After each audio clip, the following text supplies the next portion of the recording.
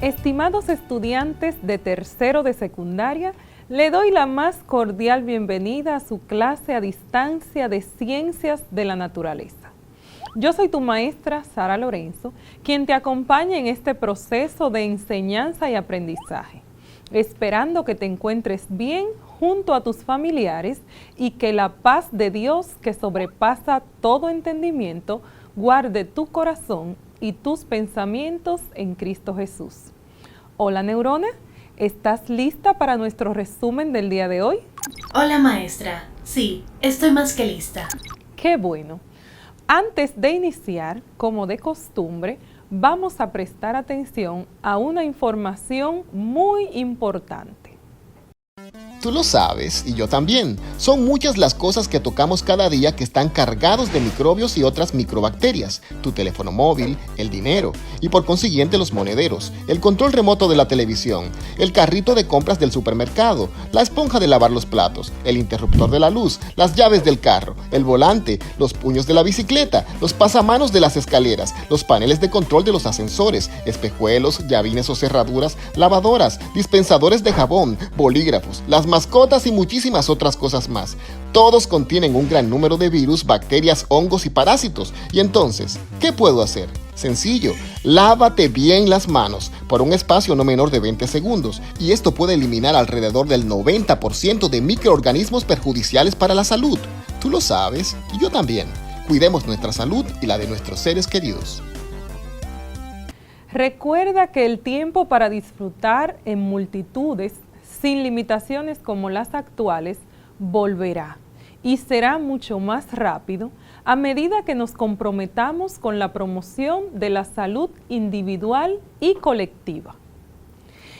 Espero que tú en casa estés listo para ir recordando y poner en práctica todo lo aprendido durante todo este proceso.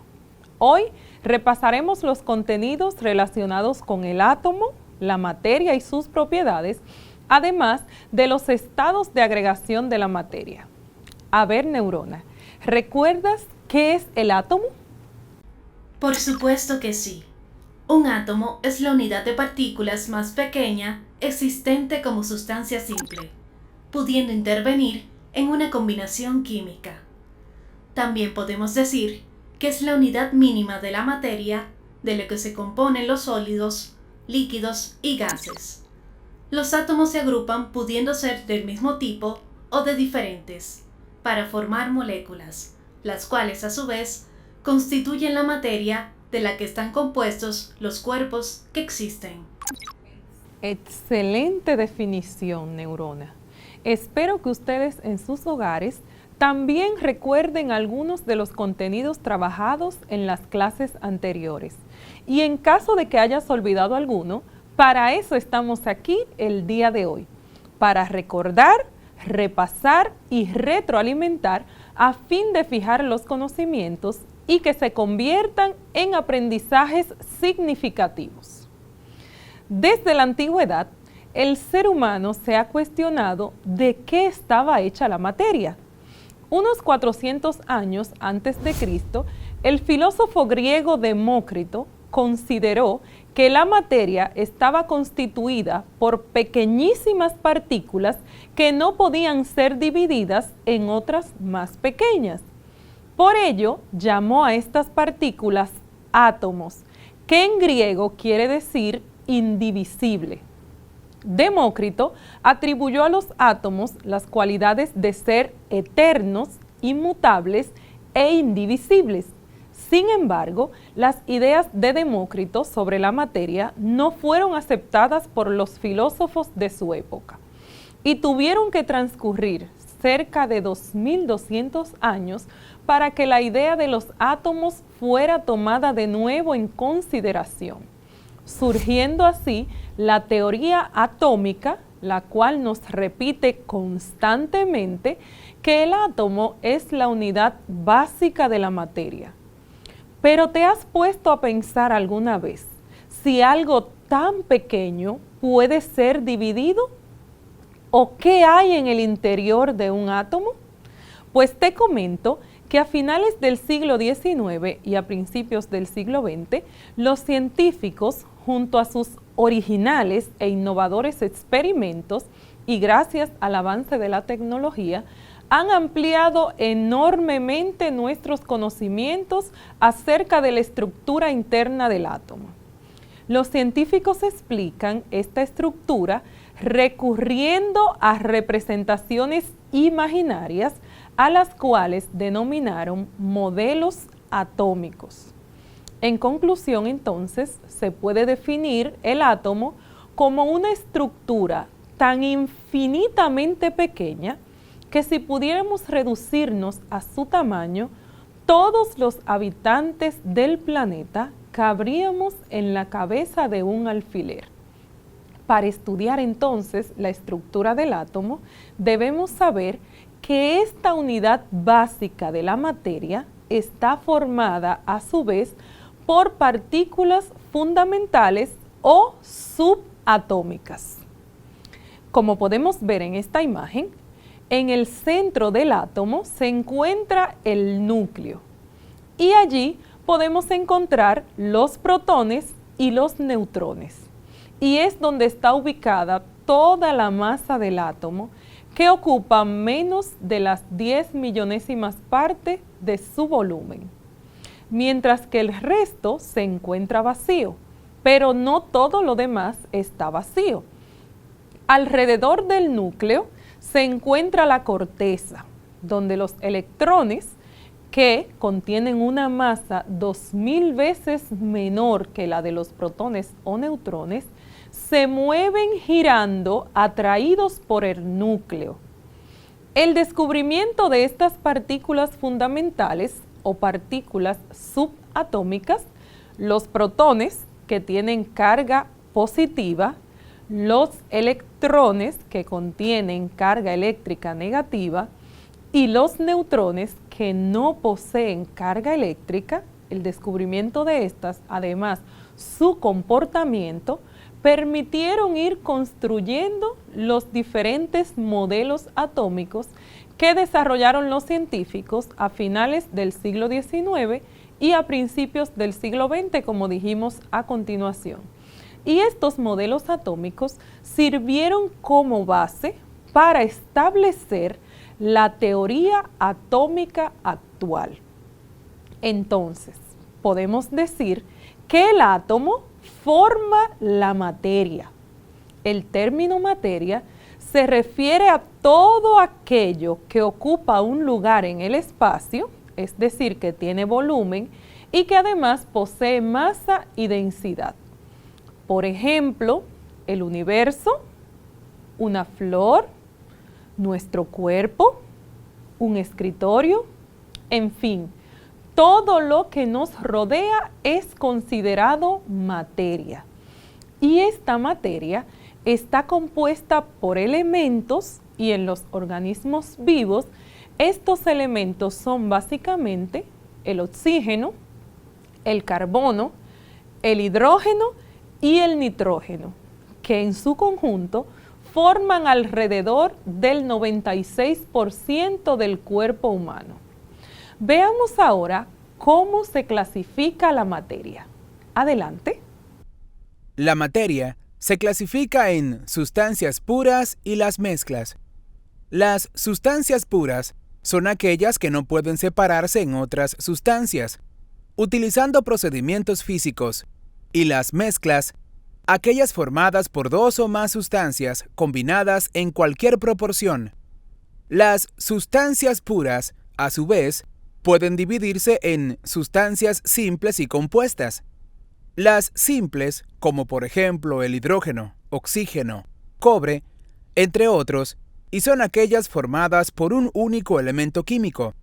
Las compuestas, como el agua, dióxido de carbono, entre otros, son aquellos formados por dos o más elementos químicos que se combinan en una proporción fija.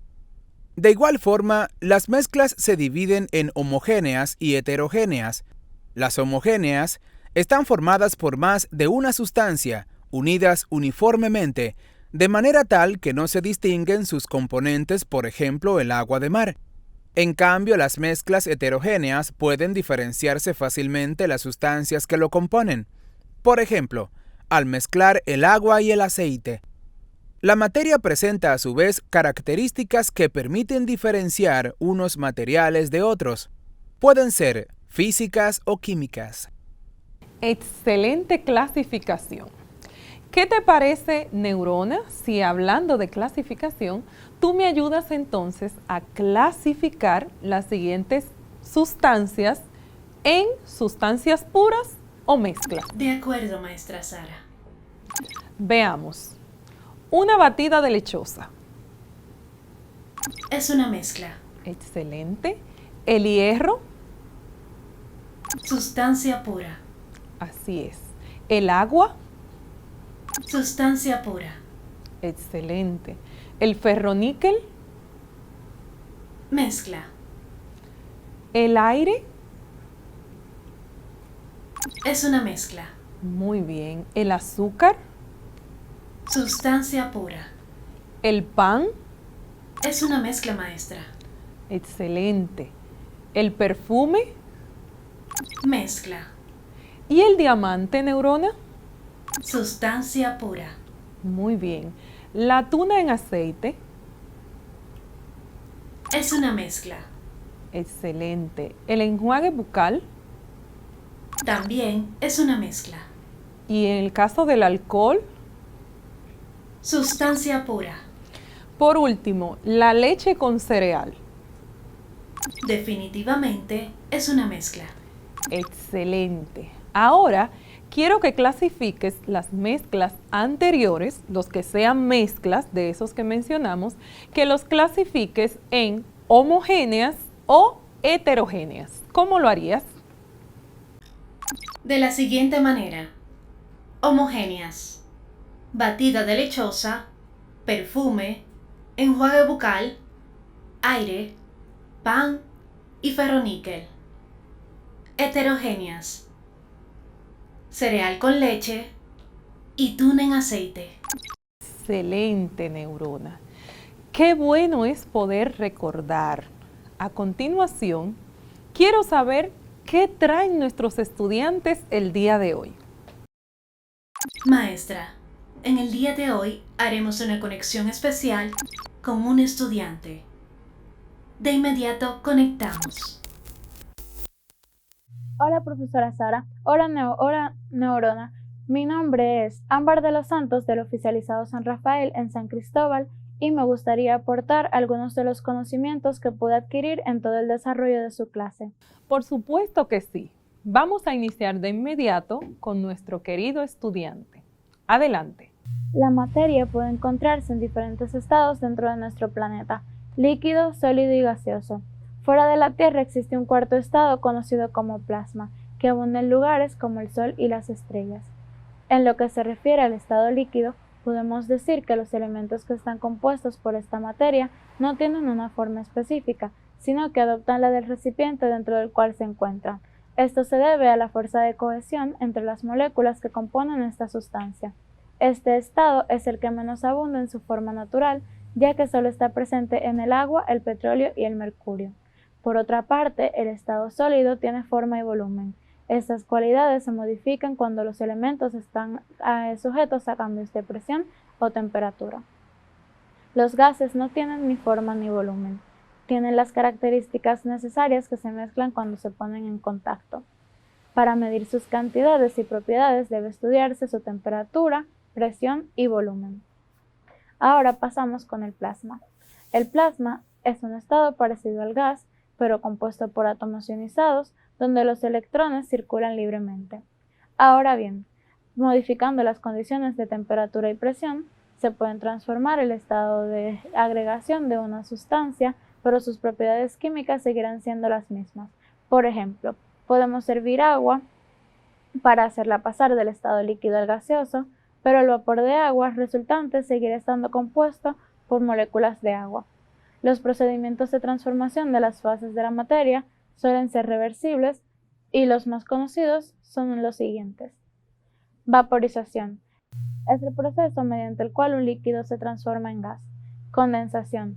Es el proceso mediante el cual, retirando la energía calórica, un gas se transforma en un líquido.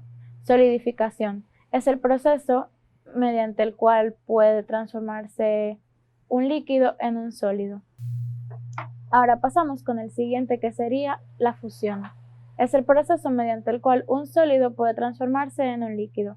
El otro sería sublimación. Es el proceso mediante el cual un sólido se transforma en gas, sin antes pasar por el estado líquido.